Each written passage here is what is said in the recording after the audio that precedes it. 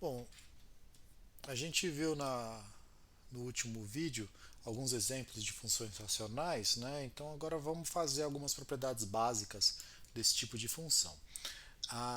Uma propriedade bem elementar delas é que se você somar ou multiplicar funções desse tipo, o resultado continua sendo uma função desse tipo.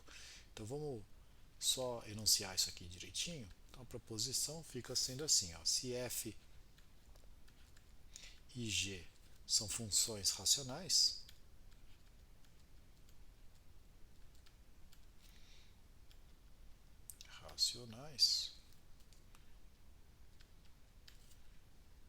então f mais g e f vezes g também são. Também são o quê? Também são funções racionais. Lembrando que é f mais g? F mais g é a função que é dada em cada ponto, você simplesmente soma f com o valor tipo, para cada ponto x, você simplesmente soma o valor de f de x com o valor de g de x, e a função produto é cada ponto de x, cada ponto x você faz f de x vezes g de x. Aqui a gente está fazendo de novo mais alguns abusos, porque lembra, funções racionais não necessariamente elas estão definidas nos reais inteiros. Então f pode não estar definido em tudo, g pode não estar definido em tudo. Então na hora que você for fazer f mais g, convém você falar que é só para os x que podem estar, onde f está definida e onde g está definida.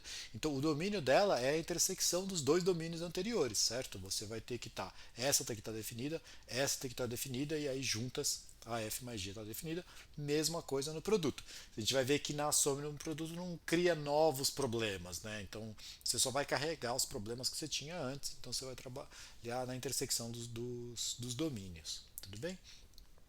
Demonstração, a gente vai fazer as duas ao mesmo tempo e não é muito complicado, é só você reparar o que está acontecendo. Quer ver? Ó, demonstração. Então, aqui na parte que eu vou escrever, eu não vou ficar me preocupando muito no domínio, mas lembra que você tem que ter isso em mente na hora de fazer a coisa. Você tem polinômios que fazem isso, ó, que sejam. Quantos polinômios a gente vai ter? 2 para f e 2 para g. Então são 4 no total. Então vou pegar p, q, r, s, quase acabaram minhas letras. Polinômios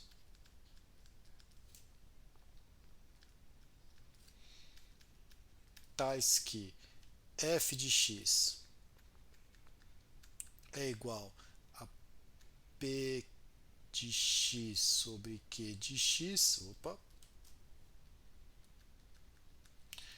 e g de x, vamos pôr embaixo aqui que daí eu ganho um pouquinho de espaço, g de x é igual a r de x sobre s de x, r de x, s de x, para x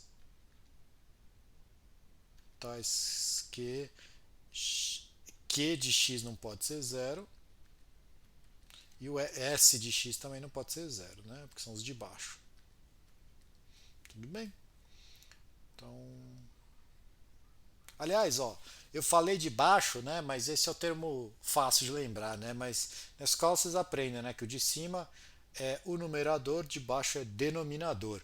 Eu sempre tive problema para decorar esse troço. Para mim era só uma questão de decorar, mas não é, né? Do tipo, os nomes têm significado. O de baixo ele dá nome à fração. E pensa assim, do tipo, você tem um terço, três quintos, um meio. Esse de baixo é o nome, sabe? Terço, meio, quinto da fração.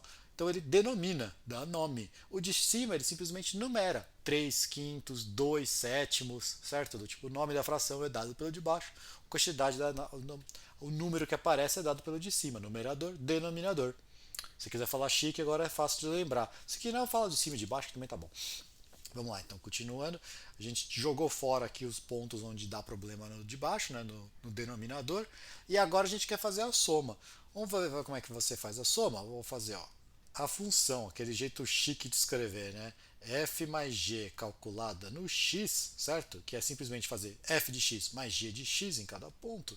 Você pode simplesmente fazer essa conta monstrenga aqui, ó. Eu sei que dá vontade de tirar mínimo múltiplo comum, fazer umas coisas, não sei o que lá. Não faça. Simplesmente escreva o caso fácil. Embaixo você multiplica as duas. Então as duas de baixo aqui multiplicado. Em cima você faz o cruzado, né? Então é P de x vezes o que sobrou da outra, que é o R de x. E essa. Opa, S de x, desculpa. S de x. Mais. Aí agora ficou. Aqui ficou só daqui, que é o Q de x, vezes o R de x, que é a de cima daquela lá. Certo? Se você tem dúvida, abre aqui a soma, vai ficar esse lado, esse aqui com corta esse, então é P de Q que é a F, e o outro vai sobrar esse que corta com esse, vai sobrar R de x com R de x. Se você abrir a conta, dá direitinho as duas. Mas por que eu estou deixando assim? Porque agora, lembra, a gente já fez atrás. Polinômio vezes polinômio é polinômio, então isso aqui é um polinômio, isso aqui é um polinômio, soma de polinômio, polinômio. Produto de polinômio, polinômio. E repara que essa aqui, ela dá problema aonde? Ela dá problema onde essa for zero e onde essa for zero. Né? Num ou aqui. Então, todo lugar que essa dá problema vai dar problema, e todo lugar que essa aqui der problema vai dar problema. Lembrando o problema quando dá zero. Mas como a gente já jogou fora todo mundo que dá zero em qualquer uma das duas, a gente está trabalhando na intersecção, então não dá problema aqui. E no caso, o produto é até mais fácil, né? Ó, F vezes G, simplesmente multiplica em cima e embaixo e fica feliz. Né? Então é P de x, R de x, de cima da F com de cima da G, sobre debaixo das duas, Q de x, que é o de baixo da F, vezes o de baixo da G, que é S de x. Então, produto de polinômio é polinômio, produto de polinômio é polinômio, só dá problema, mesma coisa do de cima, então a gente pode fazer essa multiplicação. Beleza? Então temos aqui esse resultado elementar aí para soma e produto de funções racionais é uma função racional. Vamos discutir uma coisinha que acho que aqui é interessante. Vamos fazer o contrário. A gente viu quando que uma função é uma função racional, quando você acha esses polinômios. Mas e se você ganha uma nova função? Aparece uma função na sua frente e você quer descobrir se ela é uma função racional ou não. Se ela é racional, em geral você vai lá e dá o atestado disso. Você acha dois polinômios que fazem a fração dessa função que você quis. Mas e se você quiser, e se você não sabe? Você tem que provar que não existem esses dois. Já é uma tarefa um pouco mais complicada. Vamos fazer o seguinte exemplo. Quer ver? Ó? Vamos fazer um exemplo. A função seno de x, que sai dos reais e chega nos reais, não é uma função racional.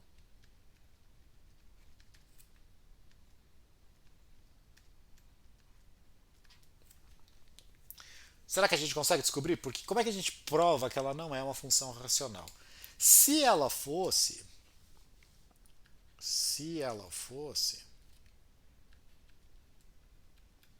existiriam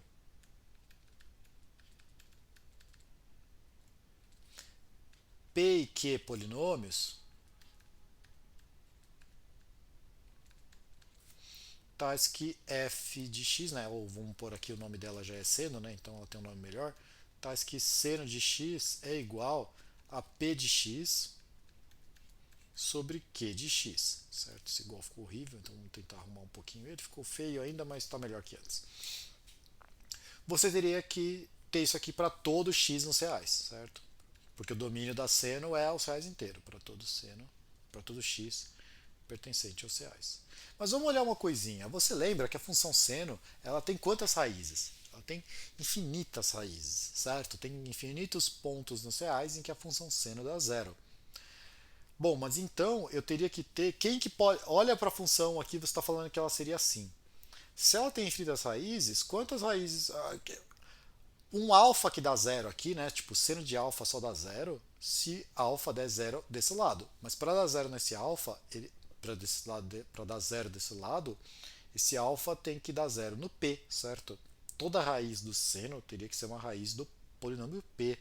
Mas aí, então o seno teria que ter infinitas raízes. Então o p teria que ter infinitas raízes. Mas a gente já viu que o único polinômio que tem infinitas raízes é o polinômio nulo. Então, o único jeito de se você escrever uma função que tem infinitas raízes como uma função racional é se ele for por a função constante igual a zero. E o seno não é constante igual a zero. Então, seno teria, P teria que ter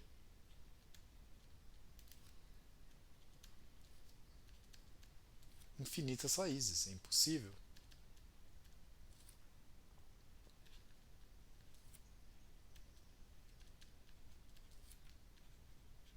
Certo? Então não tem como escrever a função seno como um polinômio sobre o outro, porque ele tem infinitas raízes e então não dá certo.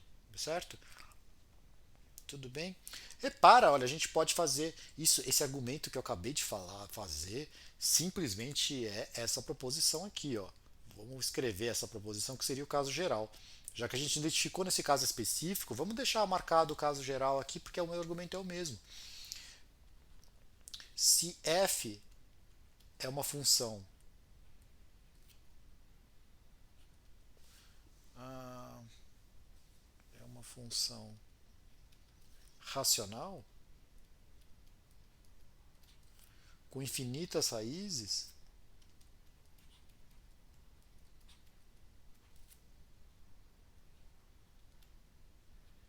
vamos porque a f aqui ela sai, f sai dos reais nos reais, né? Só para ficar mais uma função inteira com infinitas raízes, então f é identicamente nula. Né? Vamos usar essa notação aqui. Ó. Quando eu uso essa notação, simplesmente quer dizer que a f de x é igual a zero para qualquer x que você pega nos reais. Se ela tem infinitas raízes, lembra? Exatamente o argumento que a gente fez. Tenta escrever isso aí bonitinho depois. O que acontece? Você teria que arrumar dois polinômios, p e q, tal que f de x é igual a p de x sobre q de x. Todas as raízes da f têm que ser raízes do p. O p, então, teria que ter infinitas raízes, mas o p não pode ter infinitas raízes. A não ser que ele seja um polinômio igual a zero sempre. Certo? A gente conseguiu mostrar, a gente analisou o caso seno e conseguiu mostrar num caso bem mais geral. Vamos tirar uma consequência desse aqui? Vamos fazer uma definição, daí a gente tira uma consequência desse resultado. Ó a definição que tem. Que também é uma outra característica da função seno. Também a gente vai conseguir tirar uma outra generalização. Certo? Pega. Bom. Uma f. Vamos pôr só funções que são dos reais todos, né? Mas dá para você tentar fazer uma coisa um pouquinho melhor, mas vamos, por enquanto assim tá bom. Uma f de R em R é dita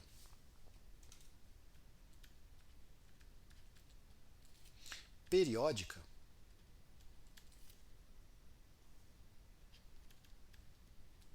Provavelmente vocês já viram essa definição, mas vamos deixar aqui. Se existe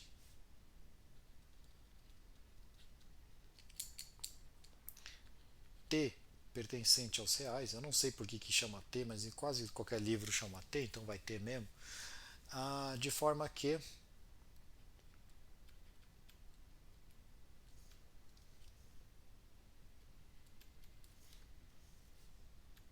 f de x mais t é igual ao f de x para todo x. Quando acontece isso, a gente fala que o t é o período da função, tá bom? Então o que acontece aqui? Você está simplesmente pegando a função calculada num ponto, se você deslocar, acrescentar um t grande aqui para um lado, vai calcular, tem essa diferença fixa aqui, do tipo acrescenta t, você tem um novo ponto, calcula da mesma coisa. Acrescenta t, tem um novo ponto, calcula da mesma coisa. Acrescenta t e vai fazendo isso sempre, então você fala que a função ela é periódica. Tá? Tem uma série de exercícios lá na apostila para vocês brincarem um pouquinho com esse tipo de definição, mas o importante para a gente aqui é o seguinte: repara aqui, ó, a função seno, exemplos,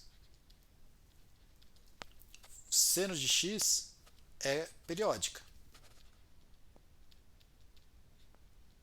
certo? Vocês vão lá, vocês conseguem calcular um período dela.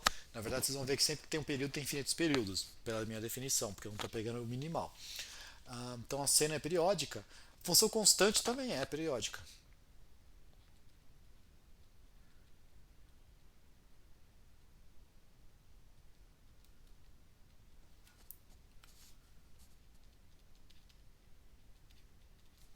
também. São certo? Qual que é o período nas funções constantes? Qualquer um que você pegue, somou a mesma coisa, somou alguma coisa, vai dar a mesma coisa, porque sempre é a mesma coisa. Aí aqui isso aqui não vai ter período minimal, repara, né? Se a função é constante, você não consegue pôr um período minimal aí. É... Certo? Então aí são dois exemplos de funções, dois tipos de função, vai, que são periódicas. Mas o que isso tem a ver com o que a gente estava fazendo? Vamos ver o seguinte, olha, tem esse resultado aqui que é bonitinho. Proposição. Se f é uma função racional,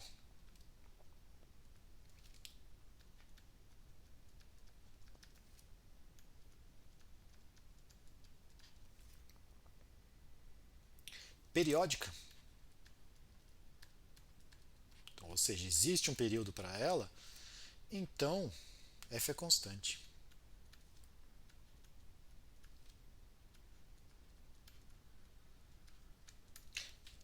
Para variar um pouco com essa parte de funções polinomiais ou as racionais, vocês vão ver em cálculo dá para resolver isso aqui de outro jeito. Eu tenho um outro jeito bem elegante, inclusive, para fazer isso em cálculo, baseado meio que no grau do polinômio. Você consegue falar até mais coisa que isso. Mas vamos ver aqui, do tipo, sem um jeito mais elementar, né? Do tipo, vamos fazer a demonstração. A demonstração ela vai usar os resultados que a gente fez antes. Quer ver? Ó, considere aqui, ó. Suponha que seja T um período para f.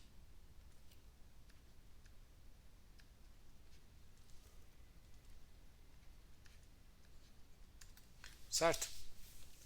E aí eu vou pegar seja a o quanto que dá no f de zero. Aqui eu estou pegando o f de zero, mas você pode pegar f de quem você quiser, tá? Pega o seu número real favorito, sei lá, raiz de π menos 2.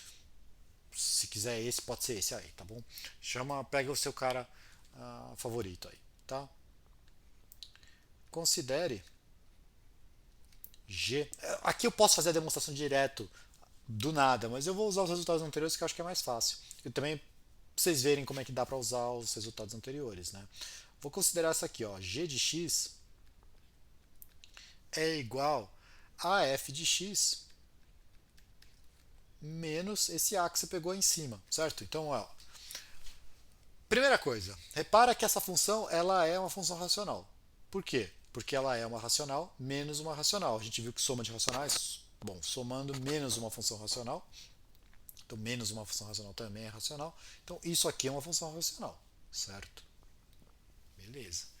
Agora, repara que ah, essa função aqui, ela é, ela tem quantas raízes? Quer ver?